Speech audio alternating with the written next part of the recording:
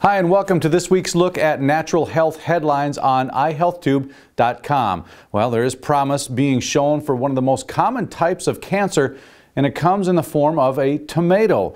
Research out of Italy shows that whole tomato extracts from 2 Italian varieties of tomatoes inhibit stomach cancer growth. The research indicates the effect on tumors is not related to lycopene, but suggests the entire tomato should be considered.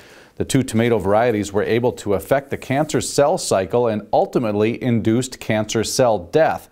Gastric cancer is the 4th most common cancer in the world. The hope is this new information could lead to the potential use of specific nutrients in cancer prevention and as an addition to current cancer therapies. One of the most debilitating forms of arthritis is preventable with simply good diet and regular exercise. A new review out of England indicated a link between metabolism and osteoarthritis, which is the most common form of arthritis in the U.S. and the United Kingdom. Metabolic changes, typically caused by poor diet and sedentary lifestyle, trigger the reprogramming of cells in the body and joints. Those changes affect the cell's ability to make energy, forcing it to find alternative sources just to function. Well, that stress leads to an overproduction of glucose, which then transforms into lactic acid when not used for energy. High levels of this acid leads to inflammation of the joint's cartilage, which affects movement and causes pain. Osteoarthritis has been known as simply a wear and tear condition, but researchers now say it's important to recognize the importance of diet and lifestyle in the potential prevention of the disease.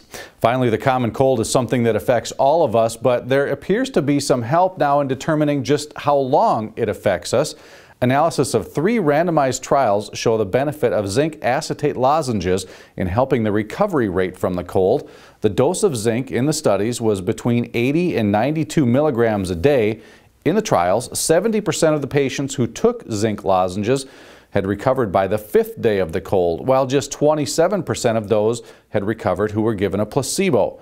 The author of the study said the formulation and frequency of lozenges still needed more study, but the low risk of adverse effects showed promise for their use in fighting off the colds.